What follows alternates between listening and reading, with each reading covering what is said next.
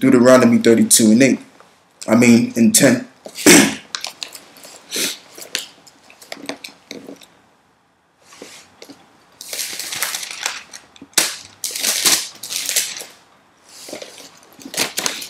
Deuteronomy chapter 32 and 8.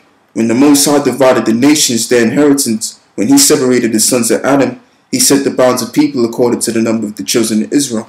So basically now, the amount of Israelites that's on the face of the earth is the same amount of people that is on the face of the earth. You understand? From the other nations, the people of the other nations, just to get that right. But it also says that, I'm going to read it again. When the Most High divided the nation their inheritance, when he separated the sons of Adam. So we all came from Adam, right? And you have everybody saying, well, why don't we all get along and all come together? That whole Rodney King spirit, why is there such thing as racism? The reason why you have racism is because the Lord made it that way. Because the Lord separated us. The Lord didn't want all of us to get together. It wasn't made like that. It was supposed to go down like that, because what that deals with now, it deals with confusion. And we're living in confusion, right? Which you have the word babal, right? In Greek, I think it's a Greek word, if I'm not mistaken. Babal means confusion. That's where you get the word Babylon from, confusion. So basically, we're living in them times, and what this society is based upon is that everybody coming together and thinking that's going to make peace. But the Lord ain't going to do that, man. This is why you have, this is why you have racism. This is why you have wars. Because it was destined to be like this. So I'm going to read on. 9. For the Lord's portion is the people. Jacob is the lot of thy inheritance. So who is Jacob?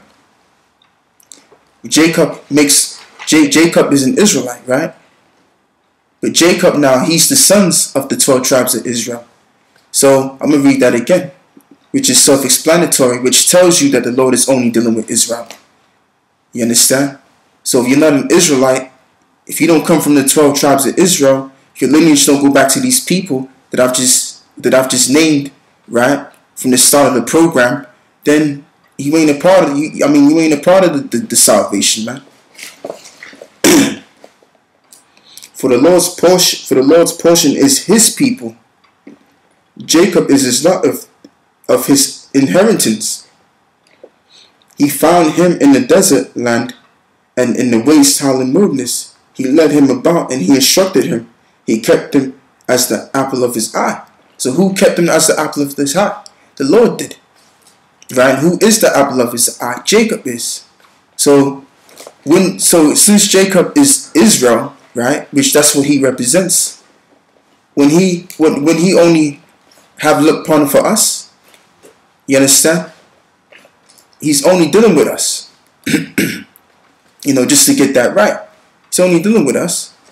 So, and there's many scriptures to prove it.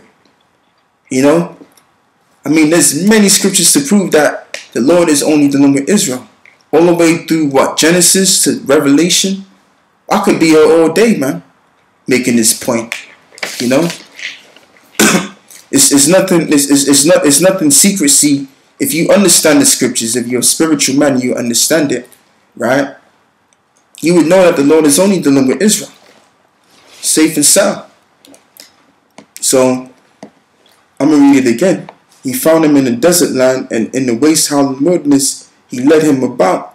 He instructed him. He kept him as the apple of his eye. So Israel, bottom line, is the Lord's, man.